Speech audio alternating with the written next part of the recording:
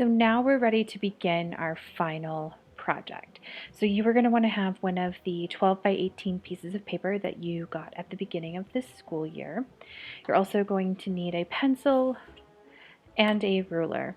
At this point, you've finished your experimentation in your process journal and you're ready to start this final piece. Now, what we need to do first is divide our paper.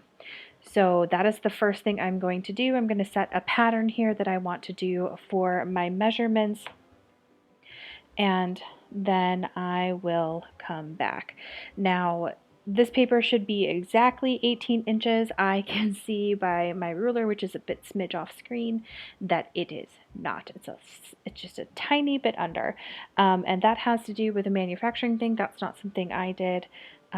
So I actually think what I'm going to do is I'm going to mark, I'm going to do a 1-inch band, then a 2-inch band, 1-inch band, 2-inch band, 1, 2, 1, 2, 1, 2, 1, and then that's approximately 2. I know you can't see the edge of my paper because it's, I think, a smidge off the screen here. And then because I want my lines to be straight, I am going to slide my ruler up a bit again, just to make those straight lines. I am going to line the edge of my ruler here, where that 0 is and that line is, and I'm going to follow that same pattern for my mark making. So 1, 2, 1, 2, 1, 2, 1, 2, 1, 2, 1, and then 2.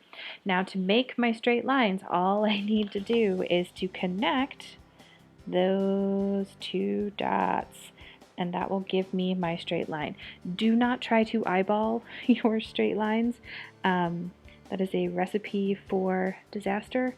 None of us are good at it, and all of us at some point think that we are. So that is your best bet. So I am going to pause here, and when I come back in just a moment, I will have all of my lines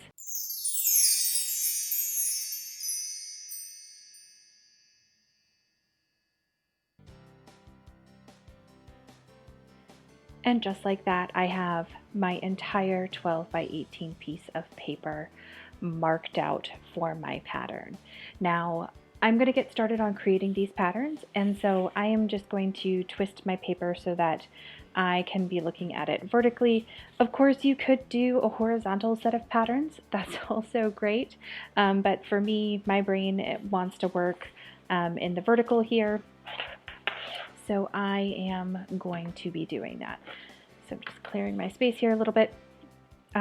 Because of my shooting setup, I'm actually going to start at what appears to be the bottom rather than the top. I know that might feel a little odd, but that is how I'm going to do this. Remember, you have your previous experimentation in your process journal, so I recommend that you have that close by. I do have some of my previous experimentation here. I've got a couple of different sketchbooks going, and so I do have those as reference examples so that I have an idea of where I want to put things on my final piece here. So I think I am going to actually start at the bottom here.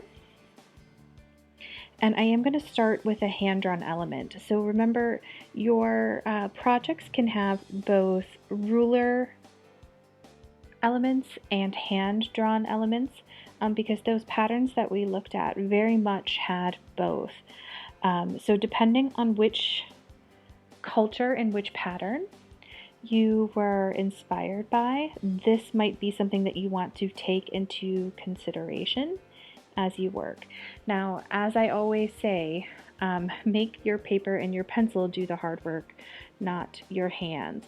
So you will see that I'm often twisting my paper and my pencil so that my wrist stays in a comfortable position for me. don't try to like crank yourself around. That seems silly when the paper and the pencil move so much easier than our wrists in this situation. So again, I am doing this sort of hand-drawn pattern here. Now remember, not everything that you did in your experimentation might be something that you want to include in your final piece. And you can take bits and pieces from all of your experimentation and include it. So it doesn't have to be, you know, one whole pattern and you're like, this is the pattern for life. No, you can pull patterns from all of those different experimentations that you did. Now I decided I wanted in the second row to add some sort of round circle element. You can freehand circles. You know, that is definitely something that does appear in those patterns. Additionally, you can find yourself some sort of template. I have used coins before to do that. I actually have, I know you guys maybe have seen me use this before. This is actually one of my knitting gauges. And so it's got all of these perfect little circles here in a varying set of sizes. Maybe you have circle templates at home that you can utilize. I even found this bottle opener here. I just stole it from our kitchen, and I could use that to create circles, and I actually think that is what I am going to do.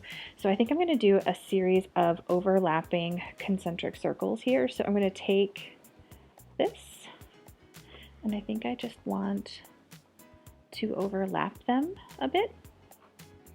Now, one of the things, again, that you are going to want to consider while you're doing this is where you are putting your color and where you are going to be putting your black or white elements.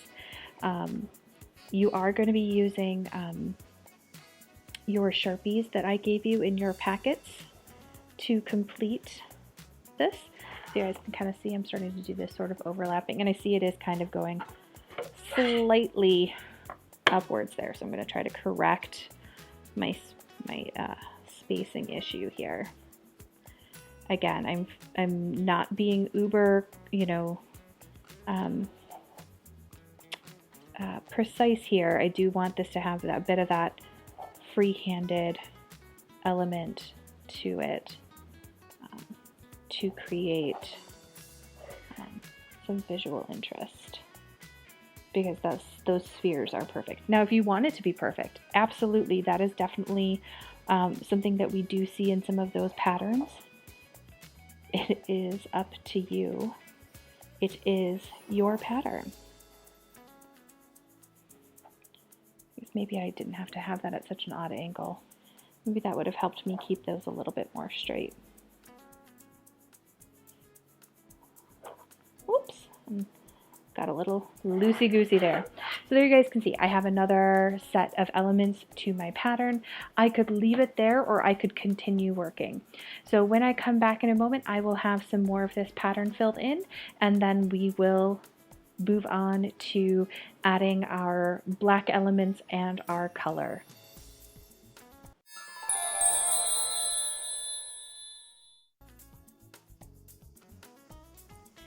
And just like that, I have a completed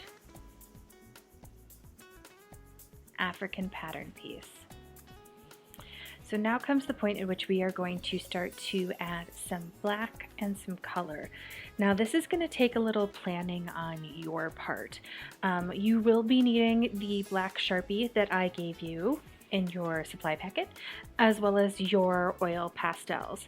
Now, one of the optional things you may find that you want to grab are some Q-tips. Again, this is optional. You don't necessarily need them, but sometimes they do come in a little handy. Please be aware that you are working with permanent marker, so that can stain. So you can see underneath, I've got an extra piece of just scrap paper here so that I'm protecting my desktop. And also too, you know, oil pastels will also stain. So this is something that you do need to be careful with when you are working. If you get them on your clothes, they can stain.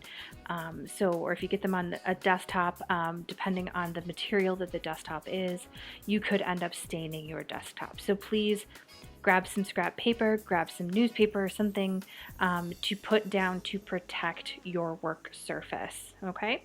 The other thing is that depending on the way in which you work with the oil pastels, you could end up with oil pastel on your hand or your sleeve of your clothes. So that is something that you should also keep in mind. This is probably not the best day to be wearing your expensive, white designer t-shirt or whatever, because you could potentially ruin it. The first part of this assignment is understanding how the oil pastels and the Sharpies are going to play together. So there are a couple of things that you need to be aware of. Oil pastels are, like they say, oily. And so when we are doing and working with the oil pastels, we have to understand that you can't put down the color first and then put the Sharpie marker on top. The Sharpie marker will not kind of go through. It's not a resist, so it will not work. So please don't try to like put all of your color down and then go over with your marker. That won't work either. The other thing that you do not want to do, let me get to my page. Oh, I don't have it anymore. But I will give you a demonstration. So here, what you don't want to do is take your, oh no, take your Sharpie marker and make your lines fill in everything that you are expecting to do, and then take your oil pastels and go over top. That does not look awesome. That looks terrible. So don't try to be like, oh, well, I can just cover over the top of all of it and it will be okay. That is also not the way in which to complete this project, okay? So how do we do this? There are a couple of different ways that you can do this. The first involves being very careful and very methodical, that's not a word, methodical is though, putting where you're going to put your Sharpie marker down. When we looked at some of the African patterns in class, there are some that do have some cream or some white elements. This is a 12 by 18 piece of paper. This is all the oil pastels you guys have. So you may need to think very logically here about where some of these colors are going to go, because you don't want this, as much as I would love, and if we were in a regular classroom, you could do this, this entire thing filled with color, we might run into an issue where you run out of oil pastels. So it's really important to think about where we are placing our color.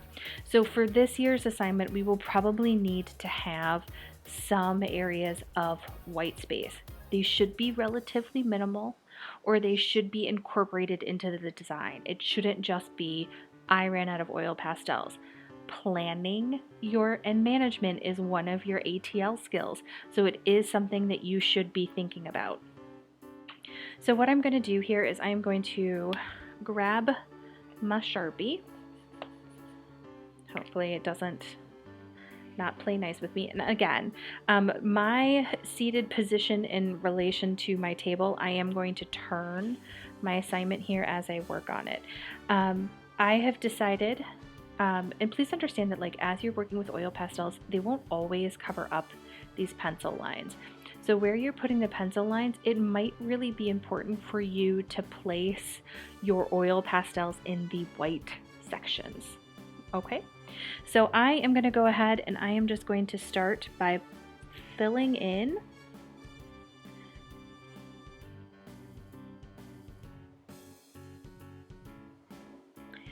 course, now my Sharpie marker doesn't want to play nice with me. I was doing what not to do in a different video, so now I'm getting some weird banding on my marker. Again, I've got a piece of paper under my item here. The idea here is to be creating really beautiful, thick, black lines. Again, making my paper and my pen do the work for me. Might even be easier if I just go through and I do all this one direction and then turn the paper to do my other.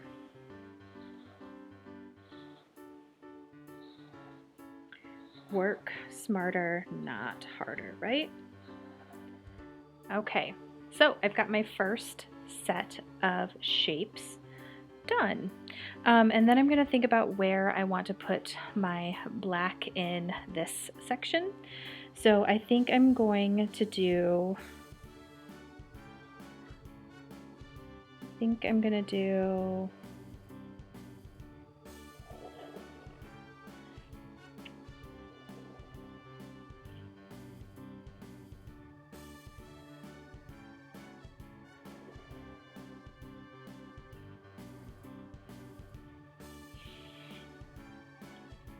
again, please remember I'm working around a camera set and a lighting setup here. So sometimes when I do something that looks awkward, it's because that is what I'm working around. And I wanted to do a fatter, thicker line here on the outside. Remember, all of these terms that I'm using, almost all of them are an element of art or principle of design. So remember, we just got done learning about those in our formal analysis. So every time I talk about line width or the type of line, that is something that we just went over, because line is an element of art. Okay, and then I think what I'm going to do here is I'm actually going to, instead of using the wide chisel part, I am going to switch to the finer point here in the center. So I'm kind of contrasting line widths here. So not only do I have these overlapping circles, I'm now using a varied line width. Now, if you're not sure about what you want to do, you can do a little experimentation in your PJ with your patterns that you've already created. That is definitely an option. Okay, I'm going to do one more large black line here. And I am going to do this wavy one.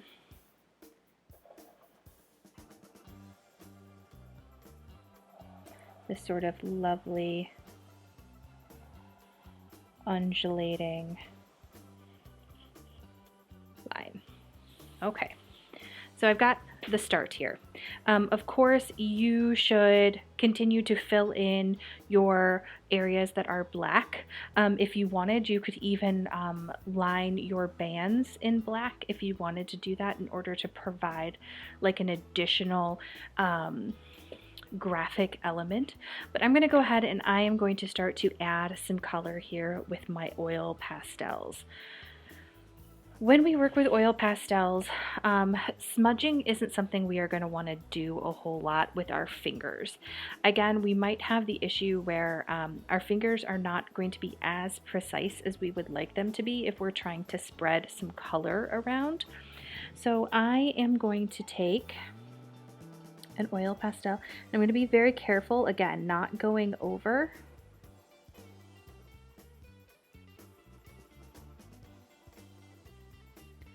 Not going over those lines there. Then I'm going to show you what happens when I do take one of my Q-tips. Again, this is just, I stole this right out of my bathroom. Sometimes we got to use what we have on hand. And I'm just going to kind of use that Q-tip to smooth out my oil pastel. Again, because in this situation, fingers are not our friend. They're just a bit too wide, especially depending on your pattern and your design. Again, trying to be precise here and staying within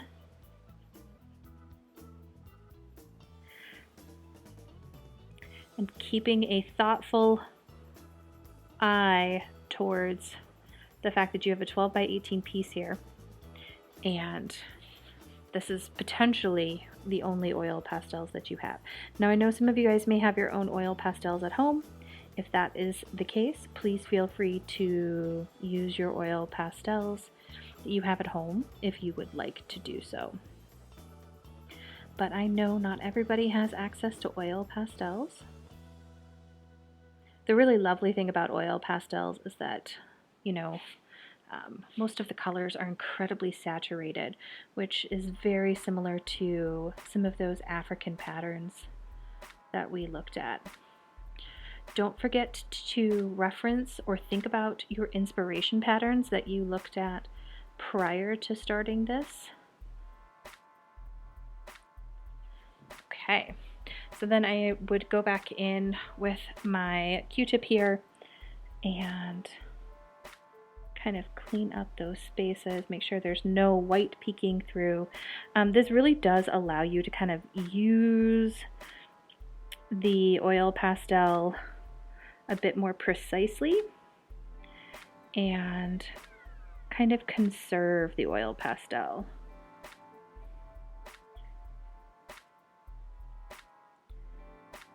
If I had a whole bunch of Q-tips at school when I was putting together your kits, I would have sent some home with you, but unfortunately I did not.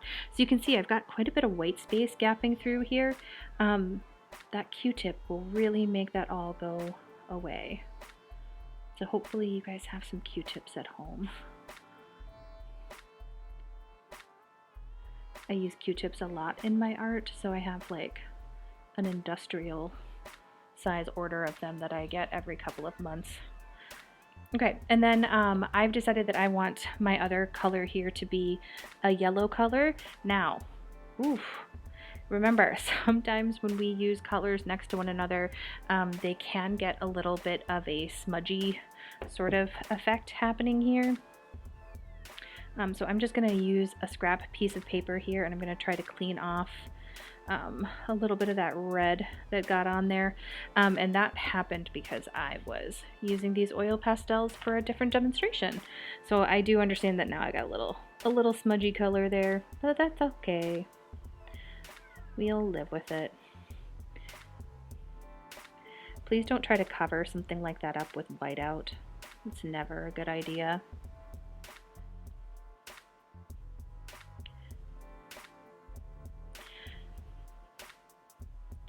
Again, being as precise as you can.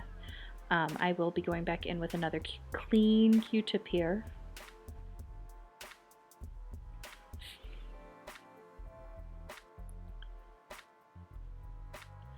I don't know if you guys can hear that in the background, but my daughter and my husband are playing video games upstairs. She's very excitedly talking about something. So again, filling in my spaces, and then I'm going to come back in with a clean Q-tip, being very mindful of where I have put my oil pastel, making sure that I don't have any of that white paper peeking through.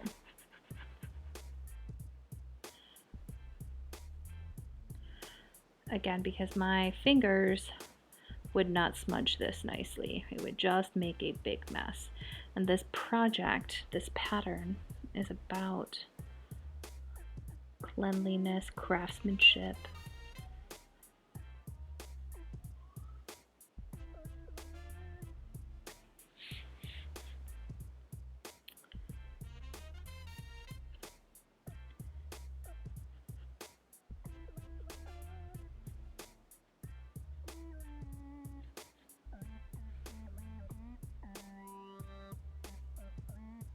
Okay, So there we go. I have my first section done. Now I am going to leave some white here, in part because you guys know I've mentioned it in class before, I really love those, the Bogolan in particular, and that does have sort of a white or cream element. My paper's not cream, my paper's white, but we're gonna live with it. We use what we have at the moment. And then when I come back, I will have all of this filled in once again, like magic.